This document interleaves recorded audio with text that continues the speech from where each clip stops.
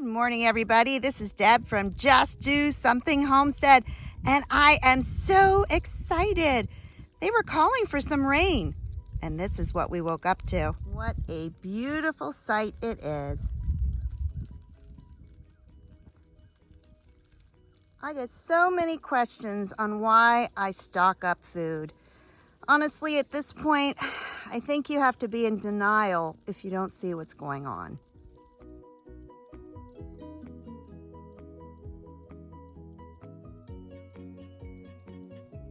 I am a big fan of Patera, and one thing she is always saying is to make sure you have backups for your backups. So, do you have a backup source of heat, like a wood stove, when you get an ice storm?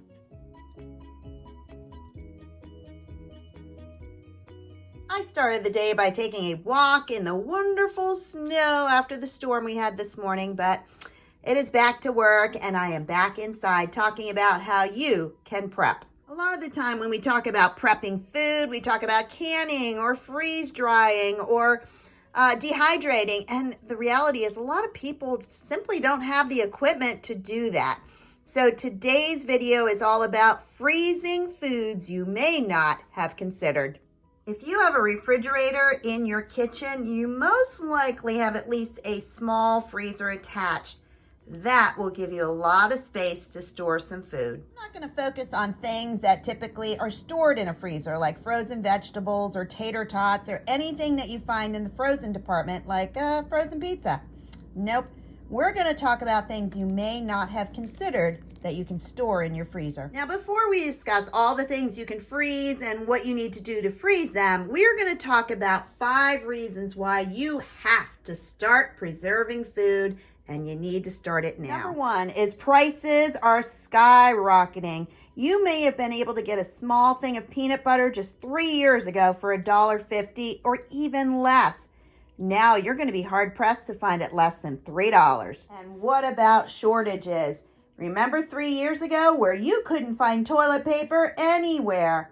That can easily happen again, and this time it can be on essentials that your family needs to eat. Don't forget about imports. What happens if they are no longer allowed to sell their food in the United States? Are you going to go without your morning coffee? And this one weighs heavy on my mind. Look at the garbage they're now putting in our food. Instead, I want to start saving healthy foods. Cake may not be the healthiest, but you can definitely do better than this. Here's a thought. If we all stopped buying these foods because of the contents and started buying something like this, do you think we could do better in the United States? And lastly, the other reason I think we need to start storing up food right now is the unrest that is in our country. We are in an election year, and I firmly believe that no matter who wins, there is going to be some outbreak of violence, and that will lead to shortages on food and safety issues. So start taking care of your family by stocking up on food. And that leads me into today's video on all the things that you could be freezing that maybe you weren't even aware of. So let's go over those items and start filling up your freezer. Everything you see here on my counter, I actually just pulled out of my freezer because I firmly believe in storing things like this in there. We're going to talk about the first 2 together, and that is butter and milk. And I do store both of these in my freezer. I do that by buying 2 every time I go to the grocery store. 1 goes in my fridge and 1 goes in the freezer. Neither of them need to be repackaged. Just put the entire container in your freezer. The next one is pre-packaged meats. These are convenience foods. This one is bacon, and it is often on sale at my local Wise Market. So this was $7.99 on sale for $3.99. I got about 3 packs, and I keep them in my freezer. And another one is every single time I go to Aldi, I get lunch meat, and I keep the excess in the freezer. Just take out 1 a week. Did I mention coffee?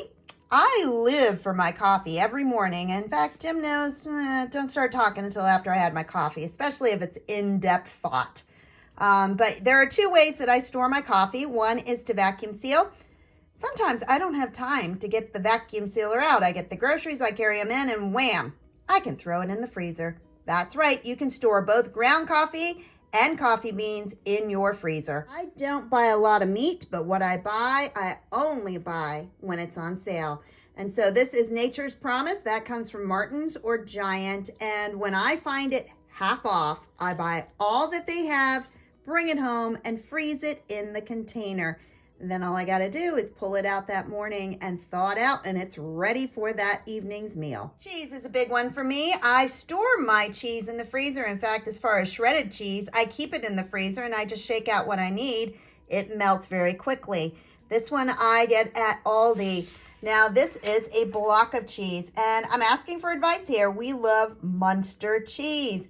Anybody know where I can get organic Munster cheese? That is on my short list to try to find a better place.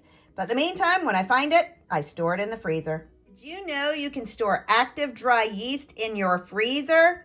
Absolutely. This one is a 2-pound pack. I had to order it online, and I keep it in my freezer. Once it's open, I will still put the remainder out in the freezer. It lasts for years. And talking yeast, this is actually pizza dough. Jim makes his own pizza dough, and he takes half of it and he freezes it in a ball, and the other half he makes pizza that night. So this one was from last week, and all he needs to do is warm it up, roll it out, and it will work just fine. Bet you didn't know. And on the same track of that is muffin mix. You got it. You can make homemade muffin mix, put them in the liners. Now here's the tricky part. You need something to support it because it never really freezes solid. And so I had found this little container years ago, and I kept them, and I'm glad I did because I can put my muffins in here and then freeze them. Then I take however many I want. So tonight I'll take out 2 for dinner. I thaw them for 2 hours, and then I bake as normal.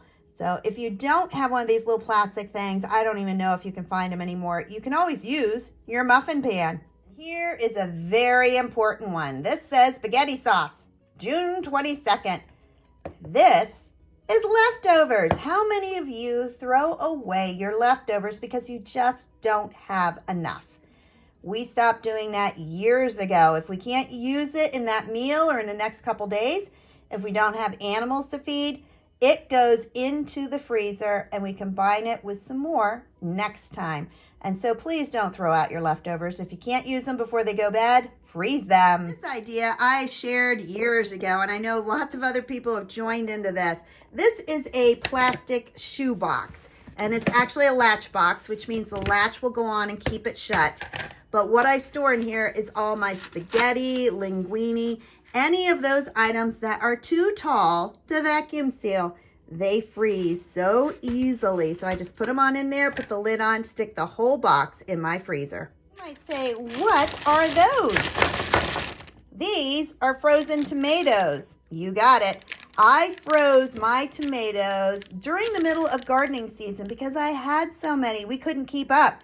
Now at this point you have 2 choices. You can either thaw them all out and you can make sauce, or what I do is I pull a couple of those out in the morning, let them thaw, and give them to my chickens. Now the chickens are not going to eat them frozen, and they are definitely frozen. But all you need to do, I wouldn't even microwave them, warm them up. Just set them out overnight and they will be thawed enough for your chickens to eat them.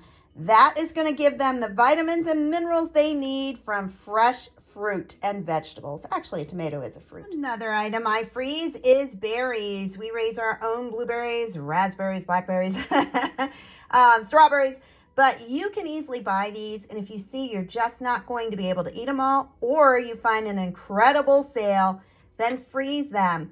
And here's a little hint. Spread them out all over a cookie sheet. Stick the whole cookie sheet in your freezer, and then you can put them in a bag, and they will not stick. Something else that you can store in your freezer is flour. Now, I vacuum seal mine because I have a vacuum sealer, but I've heard from many subscribers that they don't have the funds to buy one. So put the bags in your freezer and they will also last. And the last item I have that I freeze is the cheapest and the easiest. That is water. I did not buy this water. It is in a water container, but this is my own water. And so at the top I have ND, which means not drinking water. You may be wondering, why in the world do you freeze water? There's two very important reasons why I do this. First off, I don't want any space in my freezer. The more items you have in your freezer that are frozen, the more efficient that it runs. Secondly, if something goes wrong and you lose power, and let's say you're out for many, many days, you can use these by taking them out of the freezer when they're thawed to flush your toilets. If you enjoyed this video on learning how and why to store things in your freezer, then please like, subscribe, and share. And thanks for joining us on this blessed snowy day. Bye-bye.